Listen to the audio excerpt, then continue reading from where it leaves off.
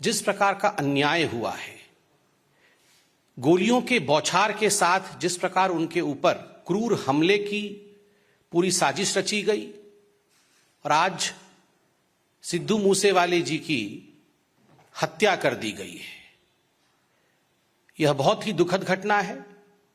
और पंजाब की जो राजनीतिक स्थिति है, पंजाब की कानून की व्यवस्था की, लॉ एंड ऑर्डर की जो स्थिति है, उसको स्पष्ट रूप से बयान करती है। आप सब जानते हैं, कल ही अरविंद केजरीवाल अपनी पीठ ठोक रहे थे और उन्होंने ये ऐलान किया कि 400 से अधिक लोगों को, जिनको उन्होंने वीवीआईपी कहा, उनके सुरक्षा को वापस लिया गया है। और आज मैं सुन रहा था हरियाणा में भी और अन्य स्थानों में भाषण देते हुए अरविंद केजरीवाल जी के नेता और खुद अरविंद केजरीवाल जी इसकी वाहवाही लूट रहे थे। वो चाहते थे पब्लिक इस पर ताली बजाए कि अरविंद केजरीवाल और आम आदमी पार्टी की जो ये शैली है, सुरक्षा हटा लेना, सुरक्षा छीन लेना, इस पर लोग तारीफ करें अरविंद केजरीवाल जी की शैली की। पहले तो इन्होंने सिद्धू मूसेवाले जी के प्रेस जो सिक्योरिटी थी उसे हटाई। फिर आश्चर्य का विषय है कि जो विषय कॉन्फिडेंशियल रहना चाहिए, ये पूरी लिस्ट किन लोगों की सिक्योरिटी हटाई गई, यह confidential list that was made public.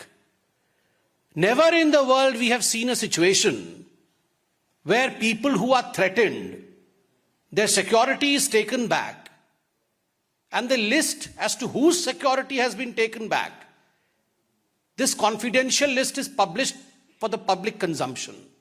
तो एक तरह से ये एक इनवाइट था, यह एक आमंत्रण था हत्यारों को कि हमने इन लोगों का सिक्योरिटी वापस लिया है, अब आप अपना काम कर सकते हैं। सही मायने में अगर देखा जाए तो आज कुछ संगीन सवाल केजरीवाल जी के सामने खड़े होते हैं। पहला सवाल जिसका जवाब आम आदमी पार्टी को देना चाहिए, वह प्रश्न है कि कोई आपने इनपुट लिया था, कोई एनालिसिस की थी? ये जो सिक्योरिटी विड्रॉ किया आपने कई लोगों की, सिद्धू जी की जो सिक्योरिटी आपने वापस लिया, आपने कोई इनपुट लेकर किया था? कोई थ्रेट परसेप्शन कितना है, थ्रेट परसेप्शन नहीं है, ये एनालिसिस की थी? या केवल और केवल कोरी राजनीति के लिए, अपने वाहवाही के लिए, अपने लिए ताली बजवाने के लिए आपने ये सिक्योरिटी वापस ली? पहला प्रश्न है।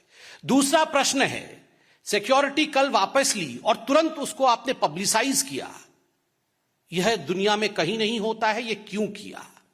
तीसरा प्रश्न है, अरविंद केजरीवाल जी, आप ये जवाब दीजिए कि ये जो पंजाब पुलिस है, ये तो आपके इशारे पर, राघव चड्ढा के इशारे पर, ट्विटर में कौन अरविंद केजरीवाल जी के लिए कमेंट कर रहा है, कौन अरविंद केजरीवाल जी से सवाल जवाब पूछ रहा है, उन लोगों को दिल्ली में जाके गिरफ्तार करो, उन लोगों को घसीट करके आप पंजाब लेकर आओ, उन पर एसआईटी बैठाओ। ये सारा तो आपने पुलिस तंत्र को, अपने पूरे फोर्स को आपने इस काम में लगाया हुआ है। अगर आपकी फोर्स वास्तविक रूप में जमीन में काम करती तो आज ये नौबत नहीं आती, यह दुखद घटना आज नहीं होती। स्पष्ट रूप से मैं कहना चाहूंगा, और यह बहुत दुखद है, मेरे साथ सिरसा साहब हैं, वो खुद पंजाब के हैं, वो तफसील से आपको यह पूरा विषय बताएंगे।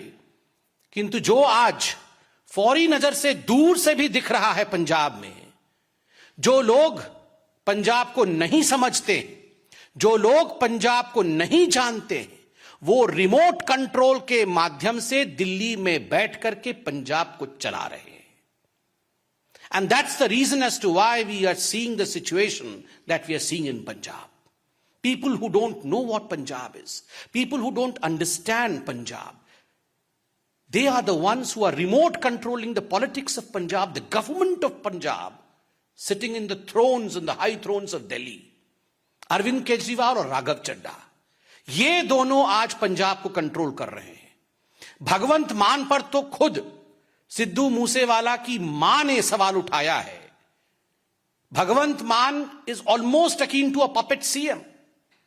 अरविंद केजरीवाल और राघव चड्ढा ने भगवंत मान जी को तो एक पपेट सीएम के रूप में बैठाया हुआ है, और किस प्रकार दिल्ली से पंजाब चल रही है वो हम देख रहे हैं, उसका नतीजा भी हम देख रहे हैं।